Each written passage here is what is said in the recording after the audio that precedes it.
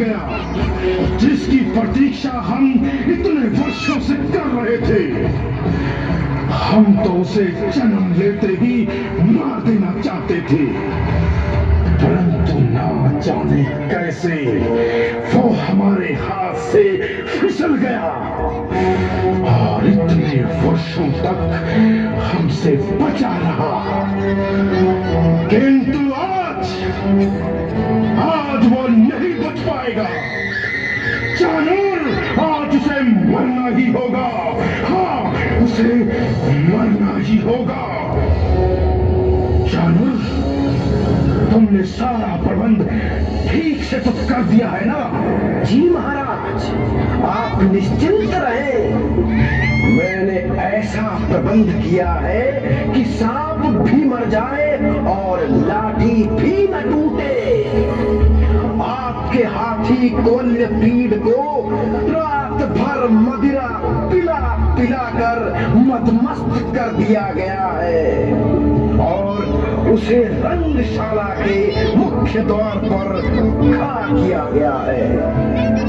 बस महावत का एक इशारा पाते ही वह कृष्ण को अपने पैरों तले चींटी की तरह मसल कर रख देगा महाराज।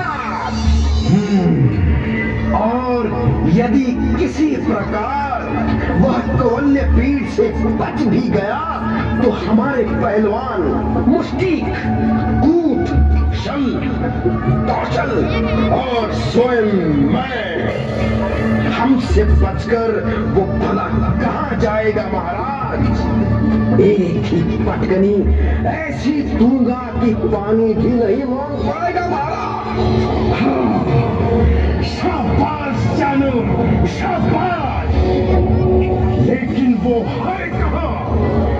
अब तक आया क्यों नहीं? चिंता की कोई बात नहीं मथुरेश। जब से वो मथुरा में आया है हमारे गुप्तचर हर क्षण उस पर कड़ी नजर रखे हुए हैं। उसकी हर गतिविधि की खबर हम तक पहुंचती रहेगी महाराज। महाराज की जय हो। क्या समाचार लाए हो मंगल? जी, उस कृष्ण ने महाराज के रजक से राजसी वस्त्र छीनकर स्वयं पहन लिए तथा अपने साथी ग्वालों को भी बांट दिए। क्या कहा? उन ग्वालों की इतनी हिम्मत? क्षमा करें महाराज, कृपया शांत हो जाएं, शांत। उस बेचारे के मरने में अब समय ही कितना बचा है, इसलिए उसकी अंतिम इच्छा समझकर क्षमा कर दीजिए महाराज। अंतिम इच्छा? हाँ, ये तुमने खुद कही जानू। अंतिम इच्छा?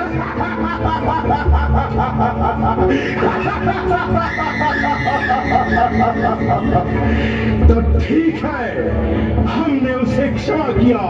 हाँ, क्षमा। अन्नदाता की जय हो। अन्नदाता, आपके बाग का माली सुदामा जो पुष्पमाला आपके लिए ला रहा था वह उसने कृष्ण को पहना दी है और आपकी दासी कुब्जा आपके लिए जो चंदन व अंगराग ला रही थी वह उसने कृष्ण को लगा दिया। और महाराज। और क्या कहता क्यों नहीं? और महाराज, कृष्ण के छूने से उस कुब्जा का कुबर ठीक हो गया तथा वह एक अति सुंदर नारी बन गई महाराज। क्या कहा? वो क्रूर दासी एक सुंदर नारी बन गई? महाराज, ये सब उस कृष्ण और उसके साथियों द्वारा फैलाई गई झूठी अफवाहें हैं, केवल आपको भ्रमित करने के लिए। जाओ और ठीक से पता लगाओ कि इसमें कितनी सच्चाई है। जो आज्ञा महाराज। महाराज दुहाई है, महाराज दुहाई है। क्या हुआ? तुम इतने भयभीत क्यों हो? महाराज, कृष्ण ने यज्ञशाला में आकर यज्ञ के धनुष को तोड़ डाला। क्या? यज्ञ का धनुष तोड़ डाला? हमारे सैनिक क्या सो रहे थे? अभी तक उसे बंदी बनाकर हमारे सामने क्यों नहीं लाया गया? महाराज, हमारे सैनिकों ने उसे बंदी बनाना चाहा, परंतु कृष्ण तथा बलराम ने सभी को मृत्यु की नींद सुला दिया। कृष्ण कृष्ण कृष्ण, इस मथुरा नगरी में कृष्ण के अतिरिक्त भी कुछ है या नहीं? ये हो क्या रहा है जानो। महाराज, मैं अभी पता लगाता हूँ। महाराज, गजब हो गया महाराज, गजब हो गया। अब क्या हो गया? महाराज, कुवल्यपीड़ हाथी ने क्या कुवल्यपीड़ ने कृष्ण को कुचलकर मार डाला? देखा महाराज, मैं न कहता था कि वो ग्वाला अब ज्यादा देर का मेहमान नहीं है महाराज।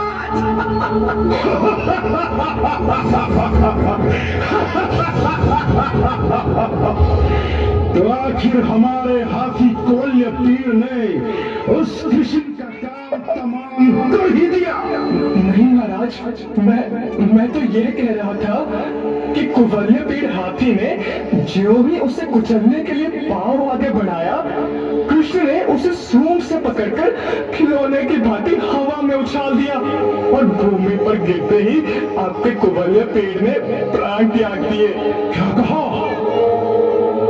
हाथी को खिलौने की भांति हवा में उछाल दिया? असंभव, ये हो ही नहीं सकता। जानवर, ये हम क्या सुन रहे हैं? महाराज, मुझे भी अपने कानों पर विश्वास नहीं हो रहा है। कानों पर विश्वास नहीं तो आंखों से देखकर विश्वास करो चाणूर। लो, देखो और पहचान लो, ये गजदंत तुम्हारे हाथी कुवल्यपीड़ के ही है ना? कौन है ये दंड बालक जिसे ये भी नहीं मालूम कि राजा के सम्मुख कैसा व्यवहार करना चाहिए? मैं कौन हूं? जरा ध्यान से देखो कंस, मैं वही हूं जिसे मिलने के लिए तुम वर्षों बेचैन रहे। मैं वही हूं जिसे मारने के लिए तुमने बार बार अपने दैत्य को भेजा परंतु सफल न हो सके। मैं वही हूं जिसके भ्रम में तुमने अनेकों नवजात शिशुओं को मारकर उनकी माताओं की गोद सोनी कर दी। मैं वही हूं जिसके माता पिता को तुमने अपने बंदी गृह में पेड़ियों से जकड़ रखा है।